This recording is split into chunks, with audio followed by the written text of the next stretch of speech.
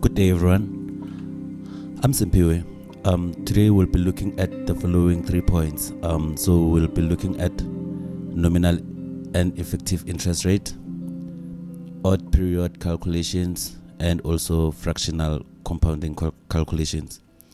At the end of the video, we should at least be able to attempt to answer the following questions that looks like this. So we'll do the example of question 4, both A and B, and we'll do the examples on question 5, also A and B. Without wasting time, let's go straight to it. So what is nominal interest? According to the definition we find on the book or in Google, it says the nominal interest rate or money interest rate. So that's actually another name for nominal interest rate, so we can also call it money interest rate. It says it's the percentage increase in money you pay the lender for the use of the money you borrow. So that's the definition according to the book. But basically, nominal interest or nominal is just what we've been talking about previously when we were talking about on the previous video when we were talking about compounding interest. On our equation, we had something that we labeled it like this. It was JM. So that is the actual interest that is calculated on a loan, the money you have to pay it back. But then remember, with compounding, it's compounded on different periods. It could be compounded monthly, it could be compounded yearly, and so forth and so forth. So which brings it to effective rate of return. So effective rate of return now, it sums up, or the right way of explaining it will be, let me read it the way it says. Actually, it says the effective rate of return is the interest rate on a loan or financial product restated from the nominal interest rate, meaning from JM or the interest given, and expressed as equivalent interest rate if compounding interest was payable annually in arrears. So given that the compounding period, if it was weekly, monthly, daily, or whatsoever, the effective interest rate now, it concludes everything into assuming that it was compounded yearly, because if it was compounded yearly, that's when we use the simpler form of the compounding interest formula. And then we're going to see how odd period works. Like odd period works in a sense where suppose you invest something, probably they try to be more accurate, like so and so made an investment, say on the 4th of January on this year, and then 3 years later they pay the loan on the 20 something of April or whatsoever. But then now you have to calculate including the dates and the months, so you have to break it down. I'll show you on the timeline. And also fractional compounding, where now you just decide to sum everything up. So let's go straight to our lesson.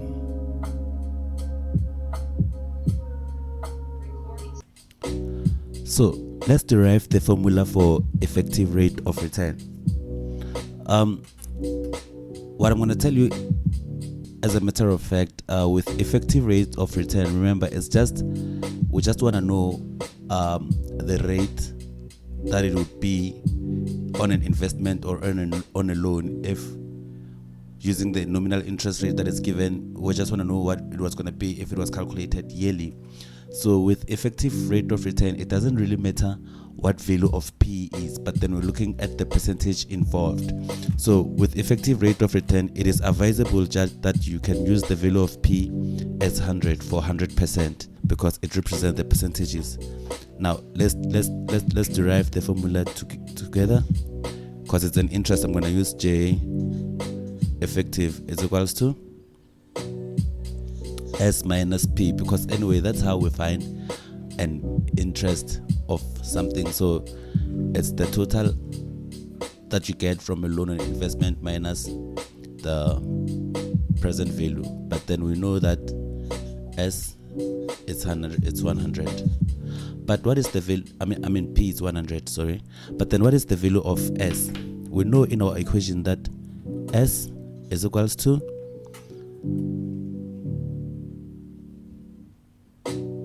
S is equals to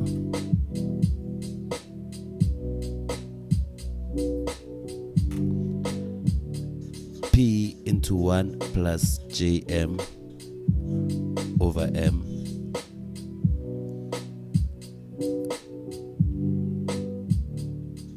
tm. But in this case, we can, since we are deriving this formula here, we can assume that the period is just 1 year, because we're just looking for g if it was yearly compounded, so the value of t will be 1. So here our formula will then look like this. This very same formula will then look like, because I want to substitute the value of s here, so this very same formula will then look like s is equals to p 1 plus jm over m to the exponent m, because t is 1 yearly. So now, but we know our p is 100, it's 100, so s will then be 101 plus jm over m to the exponent m. So that's it there. Let's bring it home now. From here now we know, let me use another paper. From here now we know that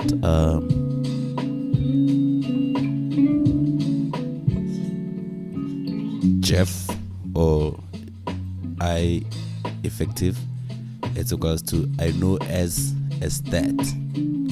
that whole thing there. So, but I've calculated and proven that my p, I gave it to be 100 from the start. Remember I said p will be 100, so I have s minus 100 because I substituted p for 100. Now also it means here for the value of p it would be 100. So as I bring it there, I would then have 100 1 plus jm over m to the exponent m minus 100. There's 100 here, but if you see here, I have common factor 100 here and I have common factor 100 here. If I take out the common factor, I will then have, if I take out the common factor, I will then have 100 into 1 plus jm over m minus 1. And then we then said this is we then say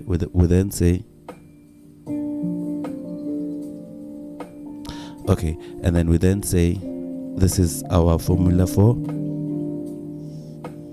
effective interest rate. Now let me write it proper.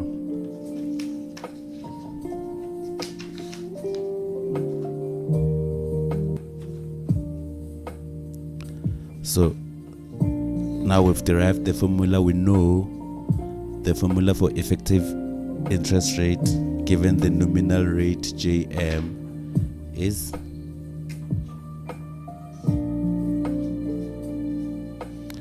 for some modules. This formula sheet is given at the back of the question paper, but then it is advisable to know if you are doing probably a higher NQF related module which requires you to know how to derive how the formula comes about. However, if you see here, as much as this is the general formula, as you can see, or you know, if you have watched the previous video, we tried to show you how would the formula look like had you been asked to calculate other variables. So for this for a question related like this, you will be asked to calculate the effective rate of return or the nominal rate given the effective rate of return. So as the formula is like this, you might either be asked to calculate either this factor or this factor here. But then remember, the compounding period, they hardly require you to calculate the compounding period, because if it's an exponent there and it's a denominator there inside an exponent like that, it would require higher mathematics knowledge or even computer softwares to calculate the value of m. So for now, because this is basic financial mathematics level, you then excused not to calculate the value of m. So but then now, if you were given the very same formula, and then now you are asked to calculate the value of the nominal interest rate given the effective rate of return, then you have to know how to convert from here to there, of which I always try on these videos to derive with while everyone is watching. So but then with the final equation, you then can decide if you cram it as it is before an exam, or you can decide if you learn how to derive it. Now let's derive this one and we put it in terms of JM. So it would look like this. Step number 1, I would divide by 100 all over, or let me put this aside first because I want to write both of them. So I have Jeff is equals to 100, 1 plus JM over M to the exponent M minus 1. Because I want to remove from this side, I divide by 100 both sides. If you know your mathematics, you can now see exactly that if you're dividing by 100, actually dividing by 100%, meaning now it takes the value from percentages to the actual value, the actual interest. But then that's a story for another day. So you're then left with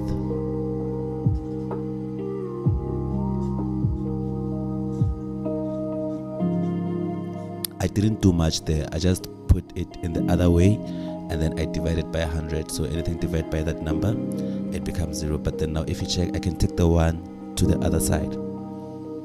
So I have 1 plus JM over M. M it's equals to effective 100. But then it was a negative, so it comes on the other side, it becomes a positive 1. We still want to make a JM subject of the formula.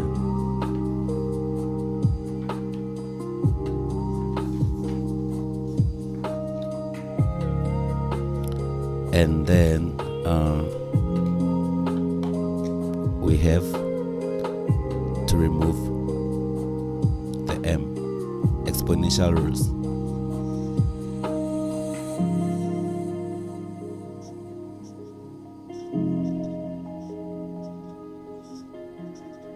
Exponential rules, they say I can multiply this by 1 over M in order to remove, so because everything is over 1, right?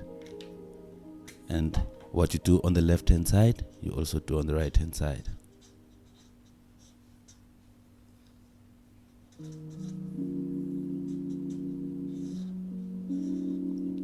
To the exponent 1 over M. So we see here this one cancels that, and then we're left with JM over M plus 1 is equals to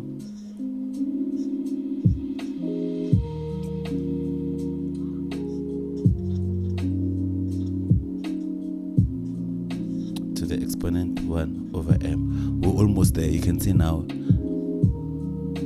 this one is in public to can be like placed as a subject of the formula. Long story short, from here you can do your maths, but then let me just summarize this. So it's gonna be JM will be M into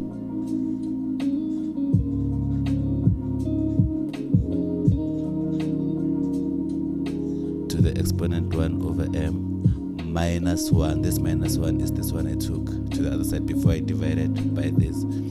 So it's gonna look something like that. So let me write it proper. At least now you understand how to derive it. But then if you don't wanna bother yourself with deriving it, it's just so you know how it's done. So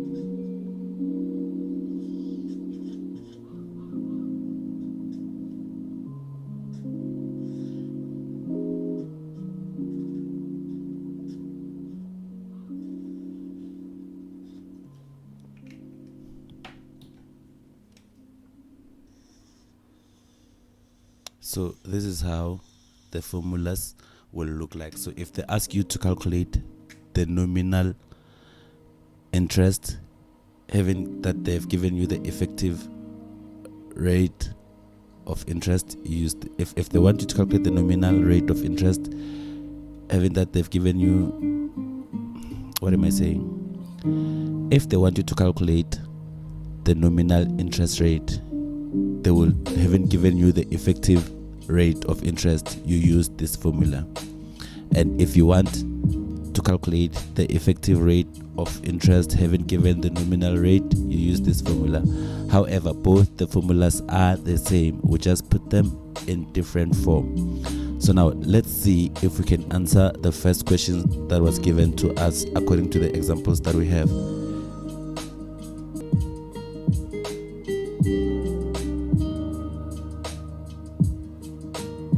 So the first question, which is question 4, it says determine the effective rate of interest expressed as a percentage if the nominal rate is 18% and interest is calculated A, half yearly, B, monthly. Let's go to the question. So now they want us to calculate the effective rate of return. It means which equation are we going to use? The first one. Had they wanted us to calculate the nominal rate in having given us the effective rate, then that's when we're going to use the second one. So let's do the question.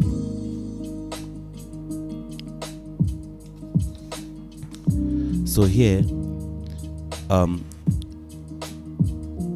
we are given the okay, let me write the equation that we're going to use down, because we know they want us to calculate the effective rate of return. So there is our equation there. We already derived it.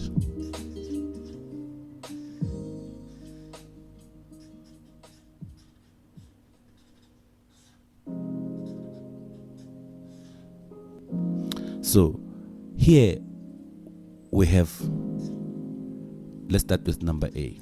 Number A, we have interest rate, which is the nominal rate. It's given as 18%. 18% divided by 100, because what did I say? Before we use any formula, we must divide everything by 100 in order to use it, to apply it on the formula. So 18 divided by 100, it's going to give us 0.18. For number A, they say it's compounded half yearly. Remember how we get our compounding period? We write our timeline, we divide it into whatever we can divide it in between, so I can put the months, whatever. But then half yearly, in a year we start from a zero line. We just have two portions. Half yearly is like 6 months, right? So half yearly is like 6 months and the 6 months, so it's just two portions of 6 months. So half yearly means M will be half, because it's like, how do I say it? It's like saying we have, how do I say this one?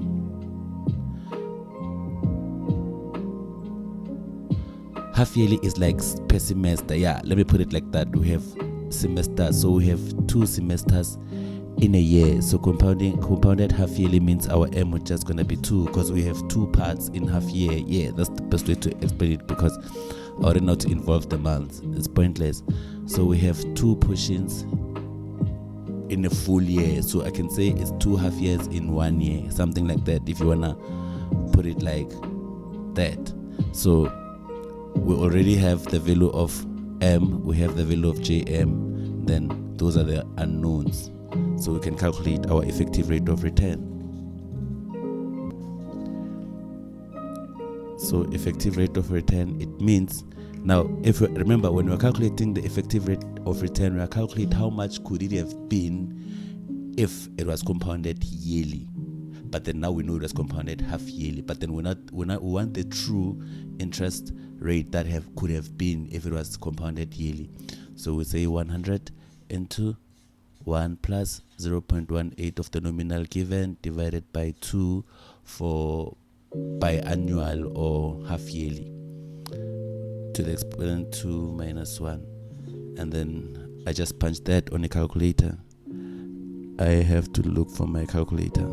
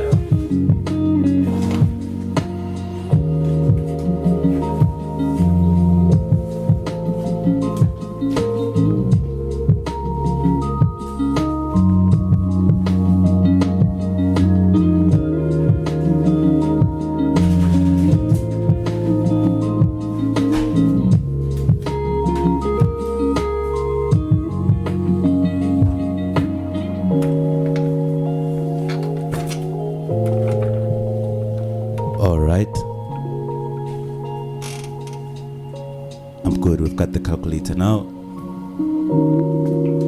So this is how we punch it on the calculator.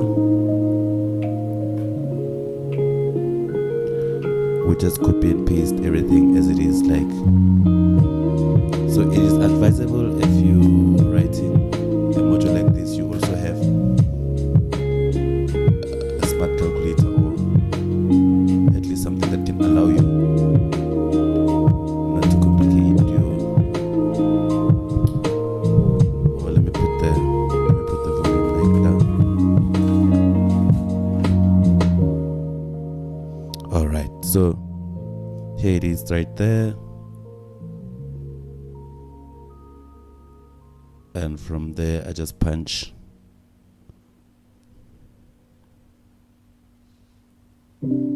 So that means it's 18.1%, you see. So the 18% nominal rate, now if it was the most accurate one, it would have been 18.81%, because it's already multiplied by 100 is in percentages, so I'm allowed to can put it like that. So that is how you calculate the effective interest rate. Let's look at number B. Number B, now they say the very same question, but now it was compounded monthly. Meaning, number B, JM is the same, 18%. But then now, M, instead of 2, now it's compounded monthly.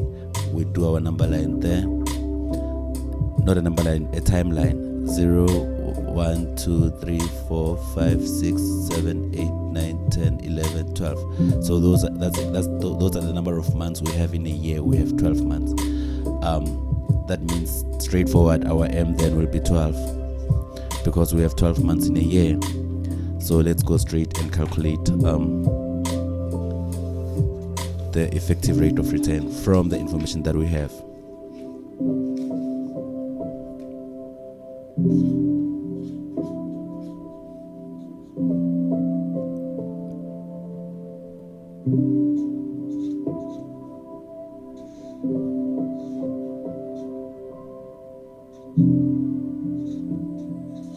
Now our M is 12, that's the difference we have to the exponent 12 minus 1. I wonder, do you think the answer will be the same because it's the same nominal interest rate? Let's check that. I'm just going to go there and change the values from our previous calculation. I'm just going to go back there and change the values of M from 2 to 1 to 12. So we have our new answer, 19.56. So you see there's a bit of increase in interest rate when it's compounded for a lot of periods than when it's compounded for less periods. In further courses, you will understand how the difference matters and whatsoever. So if you were to choose, suppose you are the one taking a loan and one is compounded half yearly and one is compounded monthly. and you being the effective rate of return would then determine if you were comparing two different institutions to take the loan from. You'll then decide, I wouldn't take this one because the effective effective interest rate is higher than this when it's compounded half yearly. So it shows us something like now I don't know if you could say there's a deviation between the compounding period when the period is longer, or when there's many periods than shorter periods. I don't know, but that's the question to look at in future in other topics. But then for now, in terms of effective rate of return, I think I'll stop here. Please watch the next video where we'll be talking about fractional compounding and odd period calculations. Thank you. I'm Simpiwe. This is the Simplified channel. Please like and subscribe to our channel so we can have the resources to keep on producing such videos if you feel you would need such videos in future.